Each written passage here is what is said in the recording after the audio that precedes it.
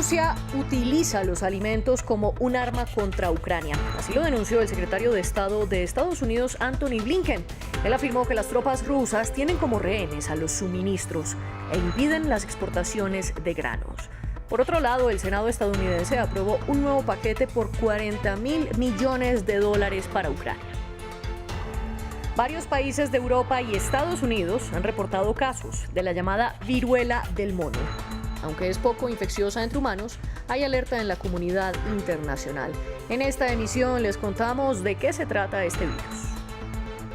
37 años tuvieron que esperar los familiares de las víctimas de la masacre a Comarca, en Perú, para recibir los restos de sus seres queridos. Esta es una de las matanzas más recordadas en el país, en la que los militares mataron a 71 personas en 1985, después de acusarlas falsamente de pertenecer al grupo armado Sendero Luminoso. Bienvenidos a las noticias de France 24, los saluda María Clara Calle. Y empezamos en Estados Unidos, porque el Senado de ese país aprobó el paquete de $40.000 millones para respaldar a Ucrania. Con 86 votos a favor y tan solo 11 en contra, los legisladores probaron una unidad que pocas veces se ha visto en los proyectos que ha propuesto el gobierno de Joe Biden. La semana pasada, la Cámara de Representantes le dio el aval a la ayuda, con 368 votos a favor y 57 en contra, por lo que el paquete ya está en pie. Más de la mitad del dinero, $24.000 millones concretamente, son para armar y equipar a las fuerzas ucranianas, $9.000 millones para el gobierno de Kiev, y $5.000 millones para ayudas alimentarias a los países que dependen de los cultivos que Ucrania no ha podido exportar. Y en relación con este tema, el gobierno de Estados Unidos acusó a Rusia de utilizar el suministro de alimentos como arma de guerra contra la población ucraniana. Antony Blinken, el secretario de Estado del país norteamericano, presentó la acusación ante el Pleno del Consejo de Seguridad de la ONU. Blinken afirmó que Moscú tiene como rehenes el suministro de alimentos de millones de ucranianos. Y el secretario también le pidió a los representantes rusos que levanten el bloqueo de los puertos, desde donde se exporta el trigo ucraniano y los demás granos. Y es que en conjunto Rusia y Ucrania producen casi un tercio de todo el trigo que se consume en el mundo. Escuchemos a Blinken. La Federación Rusa afirma falsamente que las sanciones de la comunidad internacional son las culpables del empeoramiento de la crisis alimentaria mundial. Las sanciones no están bloqueando los puertos del Mar Negro, atrapando barcos llenos de alimentos y destruyendo las carreteras y vías férreas de Ucrania, sino Rusia. Las sanciones no están vaciando los silos de grano ucranianos y el robo de equipos agrícolas ucranianos.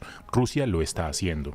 Las sanciones no impiden que Rusia exporte alimentos y fertilizantes. Las sanciones impuestas por Estados Unidos y muchos otros países incluyen deliberadamente la exclusión de alimentos, fertilizantes y semillas de Rusia.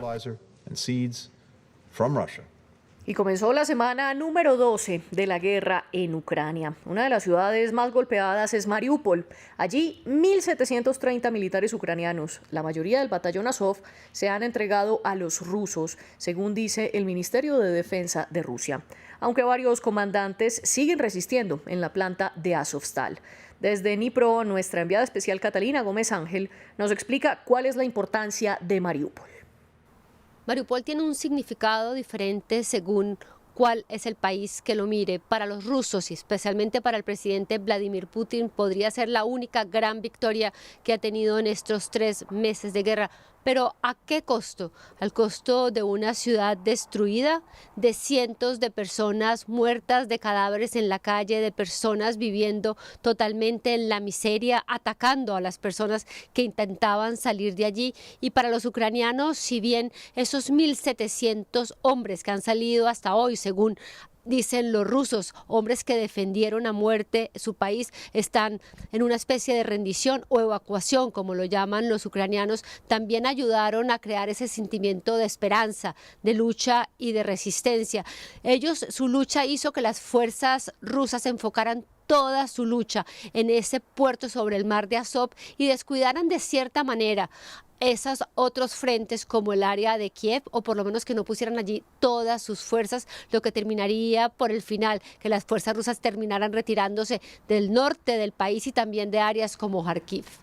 Estados Unidos y varios países europeos han reportado casos de la llamada viruela del mono. Perú declaró la alerta sanitaria, aunque todavía no ha detectado ninguna infección. Aquí les contamos de qué se trata este virus. La viruela del mono es una enfermedad rara. Los síntomas incluyen una erupción, costras, además de fiebre, dolores musculares, ganglios linfáticos inflamados, escalofríos y agotamiento. Se han registrado decenas de casos en varios países europeos, desde Portugal y España hasta Suecia y Reino Unido. Se trata de una enfermedad grave, pero no altamente infecciosa para los humanos. La cepa que se está viendo en el actual brote en Europa es la cepa de África Occidental, que tiene una tasa de mortalidad de aproximadamente 1 de cada 100. El Departamento de Salud Pública de Massachusetts dice que ha confirmado un caso en un hombre que viajó recientemente a Canadá. Ese paciente está ingresado en nuestro programa especial de patógenos. Actualmente se encuentra en condición estable. El paciente se encuentra bien, con seguridad en aislamiento en nuestra unidad. Actualmente no hay cura para la viruela del mono. Está estrechamente relacionada con la viruela que fue erradicada hace décadas. La vacuna contra la viruela puede dar cierta protección.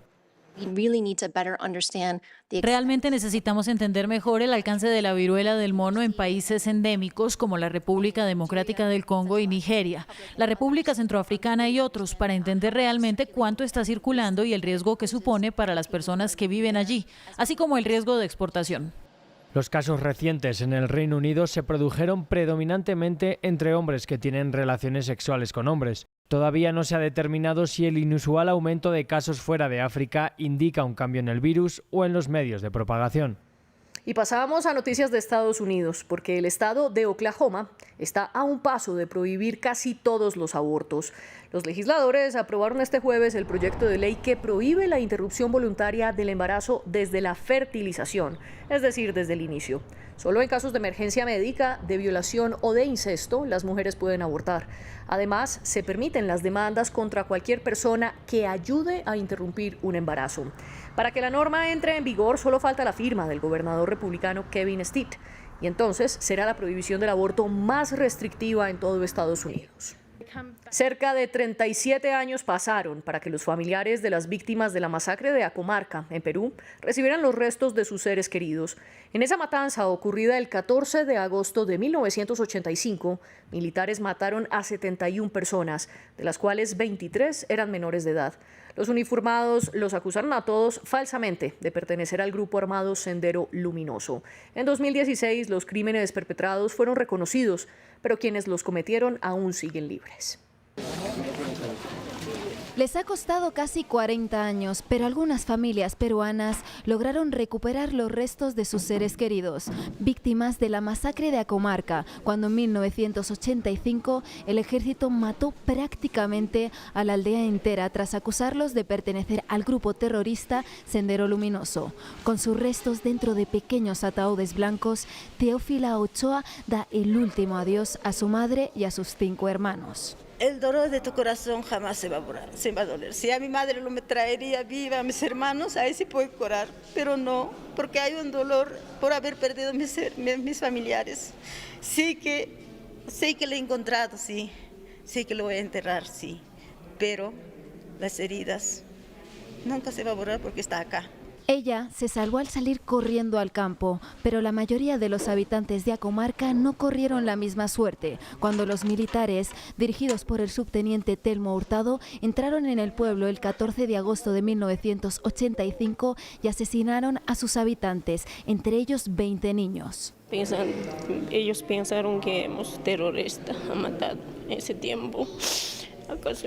A los niños también no nos respetaban, quedamos traumados. A mí también cuántas veces me agarraban, militares que venían, me golpeaban. Hasta el 2002, la justicia peruana no comenzó a investigar la matanza, para después condenar a una decena de militares como autores mediatos o materiales del crimen. Ahora, las familias de los fallecidos planean darle sepultura el viernes en la aldea rodeada de pinos y eucaliptos, con la intención de cerrar ese capítulo horrible de sus vidas. Hasta aquí las noticias, sigan con France 24.